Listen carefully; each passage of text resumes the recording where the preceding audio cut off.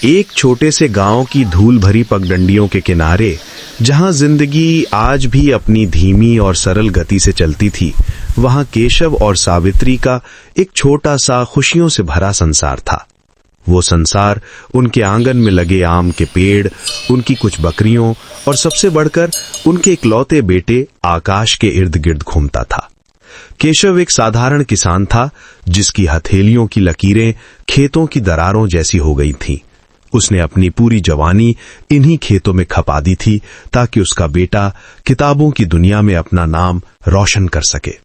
सावित्री, जिसके चेहरे की चमक चूल्हे के धुएं ने छीन ली थी, पर जिसकी ममता की चमक ने आकाश की जिंदगी को कभी अंधेरा नहीं होने दिया। उसने अपनी शादी की आखिरी पायल भी गांव के साहूकार के पास गिरवी रख दी थी, जब आकाश को शहर के बड़े कॉलेज में दाखला मिला था। उनका सपना एक ही था, उनका बेटा आकाश आसमान की ऊंचाइयों को छुए और वो सारी खुशियां पाए जिन्हें वे खुद कभी छू नहीं पाए थे। उनकी तपस्या, उनके त्याग और उनकी रातों की प्रार्थनाएं व्यर्थ नहीं गईं। आकाश ने शहर में एक बहुत बड़ी सॉफ्टवेयर कंपनी में एक ऊंचे पद पर नौकरी हासिल कर ली। जब गांव के डाकिया बाबू ने उसकी पहली मोटी तनख्वाह का मनी ऑर्डर लाकर केशव के कांपते हाथों में थमाया, तो उन हाथों में जैसे पूरी दुनिया की दौलत आ गई हो। केशव की आंखों से आंसू छलक पड़े और उसने गर्व से पूरे गांव में ढिंढोरा पीट दिया। सावित्री ने उस दिन अपने बेटे की पसंदीदा हर चीज बनाई और भगवान के सामने घी का दिया जलाकर घंटों रोती रही। ये आंसू खुशी के थे, संतुष्टि के थे। कुछ साल बीत गए।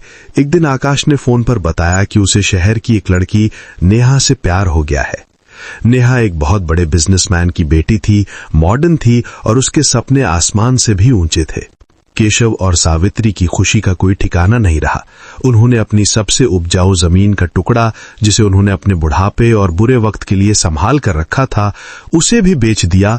अपने जीवन भर की एक एक पाई जोड़कर उन्होंने बेटे की शादी में कोई कसर नहीं छोड़ी। उन्हें लगा अब उनके घर की लक्ष्मी आ गई है, जो उनके बुढ़ापे की लाठी बनेगी और घर को स्वर्ग बना देगी। शादी के बाद जब नेहा पहली बार गांव आई, तो उसने अपने दिखावटी व्यवहार से सबका मन मोह लिया। वह सावित्री के पैर छूती, केशव को पापा जी कहकर बुलाती। सावित्री तो उस पर अपनी जान छिड़कती थी। वो उसे अपनी बेटी से भी बढ़कर प्यार करती, उसे घर के हर काम से दूर रखती, ये सोचकर कि मेरी बहू शहर की है, थक जाएगी। लेकिन नेहा के मन में एक जहरीला नाग कुंडली मारे बैठा था। उसे गांव की सादगी, मिट्टी का घर और सास ससुर के सीधे साधे कपड़े एक जिल्लत की तरह लगते थे। जल्दी ही नेहा ने अपना असली रंग दिखाना शुरू कर दिया। वो हर रात आकाश के कान भरने लगी। आकाश, वो अपनी रेशमी आवाज में जहर घोलती, हम कब तक इस गटर जैसी जिंदगी में रहेंगे? तुम्हारे माँ बाप हमें कभी अपनी जिंदगी जीने नहीं देंगे। वे तो अनपढ़ गवार लोग हैं। हमें शहर में अपना एक आलीशान विला बनाना होगा। आकाश, जो अपनी पत्नी की खूबसूरती और आधुनिकता के नशे में चूर था, धीरे धीरे उसकी बातों के मायाजाल में फंसता चला गया।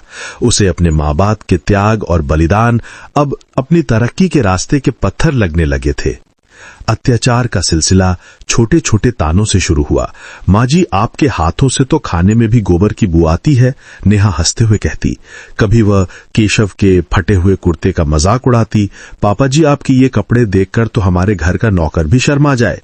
एक दिन जब केशव बीमार पड़ा, तो नेहा ने उसे डॉक्टर के पास ले जाने से ये कहकर मना कर दिया कि बूढ़े लोगों की तो आदत होती है बीमार पड़ने की, इसमें पैसे क्यों बर्बाद करना। बात तब हद से गुजर गई जब नेहा ने आकाश के सामने एक बड़ी जिद रख दी। उसने कहा, मुझे शहर में एक ड्यूप्लेक्स खरीदना है और उसके लिए हमें बहुत सारे पैसे चाहिए। ये गांव का घर और बाकी बची जमीन बेचकर ही हम अपना सपना पूरा कर सकते हैं। जब आकाश ने ये बात अपने माता पिता को बताई, तो जैसे उन पर बिजली गिर पड़ी हो। केशव ने हाथ जोड़कर कहा, बेटा, ये सिर्फ घर नहीं, ये हमारी इज्जत है। हमारे पुरखों की आत्मा बसती है इसमें। इसे बेचकर हम जीते जी मर जाएंगे। सावित्री ने अपने आंचल में मुंह छुपाकर रोते हुए कहा, बेटा, हमने तुम्हें पढ़ाने के लिए अपना सब कुछ दांव पर लगा दिया। अब इस बुढ़ापे में हमें बेसहारा मत करो। लेकिन आकाश और नेहा पर जैसे शैतान सवार था। नेहा ने जहरीले शब्दों में कहा, तो क्या हम आपकी इस इज्जत के लिए अपनी पूरी जवानी बर्बाद कर दें? हमने भी कुछ सपने देखे हैं। आकाश, जिसकी इंसानियत मर चुकी थी, अपने ही पिता पर चिल्लाया, बस बहुत हो गया आपका ये रोना धोना। मैंने जो कह दिया सो कह दिया, ये घर बिकेगा। उस रात उस घर में रिश्तों का कत्लेआम हुआ। बहस इतनी बड़ी कि नेहा ने सावित्री का पूजा का सामान और रामकिशन की चारपाई उठाकर आंगन में फेंक दी। जब रामकिशन ने उसे रोकने की कोशिश की तो आकाश ने अपने ही बाप का कॉलर पकड़ लिया और उसे घसीटते हुए बाहर ले आया। उन्होंने उनका छोटा सा संदूक, जिसमें उनकी कुछ पुरानी यादें और कपड़े थे, सड़क पर फेंक दिया और घर का दरवाजा हमेशा के लिए बंद कर लिया। रामचरण और पार्वती उस कड़ाके की ठंड में अपने ही घर के बाहर सड़क पर असहाय बैठे रहे। उनकी आंखों के सामने उनके बेटे का चेहरा घूम रहा था, जिसे उन्होंने कभी अपनी उंगली पकड़कर चलना सिखाया था। सुबह हुई और गांव वालों ने जब ये देखा तो हर कोई स्तब्ध रह गया, लेकिन रामकिशन ने किसी की मदद लेने से इनकार कर दिया। वो अपनी पत्नी का हाथ पकड़कर भारी कदमों से गांव से हमेशा के लिए चले गए। उधर आकाश और नेहा ने घर जमीन बेचकर शहर में एक आलीशान डुप्लेक्स खरीद लिया। उनकी जिंदगी पार्टियों और ऐशो आराम में गुजरने लगी। कुछ साल बाद उनके घर एक बेटे आरव ने जन्म लिया। वो अपने माँ बाप को पूरी तरह से भूल चुके थे, जैसे वे कोई बुरा सपना हो। लेकिन समय का चक्र जब घूमता है तो हिसाब बराबर कर देता है। एक अप्रत्याशित आर्थिक मंदी में आकाश की कंपनी डूब गई और उसकी नौकरी चली गई। देखते ही देखते उनका सारा बैंक बैलेंस खत्म हो गया। जिस बंगले को उन्होंने अपने माँ बाप के आंसुओं पर बनाया था, वो बैंक ने नीलाम कर दिया। अब वही नेहा, जिसके लिए आकाश ने सब कुछ किया था, उसे एक नाकामयाब इंसान कहकर दिन रात जलील करती। उनका जीवन अर्श से फर्श पर आ गया था और तभी उन पर सबसे बड़ा पहाड़ टूटा। उनका बेटा आरव एक ऐसी गंभीर बीमारी की चपेट में आ गया, जिसके इलाज के लिए डॉक्टरों ने एक बहुत बड़े ऑपरेशन की जरूरत है, जिसमें लाखों रुपए का खर्चा आएगा। आकाश और नेहा पूरी तरह से टूट चुके थे। उनके पास ना पैसा था, ना कोई सहारा। अब आकाश को अपने माँ बाप की याद आई। उसे अपनी भयानक भूल का एहसास हुआ। वो पागलों की तरह उन्हें ढूंढने लगा। कई महीनों तक शहर शहर, गांव गांव भटकने के बाद उसे एक बूढ़े आदमी से पता चला कि एक वृद्ध जोड़ा पास के ही शहर की एक झुग्गी बस्ती में रहता है। जब आकाश और नेहा उस पते पर पहुंचे तो उनकी रूह कांप गई। एक तंग और बदबूदार गली में उसका पिता रामकिशन, जिसकी कमर दोहरी हो चुकी थी, एक हाथ ठेले पर बोरियां लाद रहा था, और उसकी मां सरला, जिसके हाथों की चमड़ी गल चुकी थी, लोगों के झूठे बर्तन मांज रही थी। अपने माँ बाप को इस हालत में देखकर मोहन दौड़कर उनके पैरों में गिर गया और किसी बच्चे की तरह बिलक बिलक कर रोने लगा। मुझे माफ कर दो बाबूजी, मुझसे बहुत बड़ा पाप हो गया। नेहा भी सरला के पैरों में गिरकर अपनी करतूतों की माफी मांगने लगी। रामकिशन और पार्वती ने अपने बच्चों को उठाया और अपने सीने से लगा लिया। उनकी आंखों में गुस्सा या शिकायत नहीं थी, बस अपने बेटे और बहू के लिए वही निस्वार्थ प्रेम था।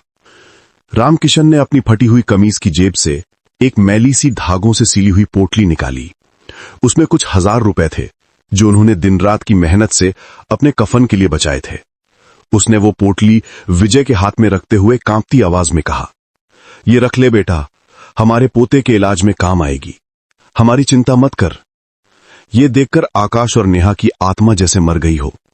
जिन माँ बाप को उन्होंने जीते जी मार दिया था, आज भी वे उनके लिए ही जी रहे थे। उस दिन उन्होंने अपने माँ बाप को वापस अपने साथ ले लिया। रोहन का ऑपरेशन सफल हुआ। आकाश ने एक छोटी सी नौकरी शुरू की और वे सब मिलकर एक छोटे से किराए के मकान में रहने लगे। अब उनके पास आलीशान बंगला और महंगी गाड़ियां नहीं थीं, लेकिन उनके पास दुनिया की सबसे कीमती दौलत थी, उनके माँ बाप का प्यार और आशीर्वाद, जो उन्होंने हमेशा के लिए खो दिया था और अब जाकर वापस पाया था। दोस्तों, ये कहानी हमें एक गहरी सीख देती है। जीवन में हम कितनी भी ऊंचाइयों पर पहुंच जाएं, हमें अपनी जड़ों और अपने माता पिता को कभी नहीं भूलना चाहिए। उनका त्याग और प्रेम अनमोल है। अगर आपको ये कहानी दिल से पसंद आई हो तो कृपया इसे लाइक करें और ज्यादा से ज्यादा लोगों तक शेयर करें। धन्यवाद।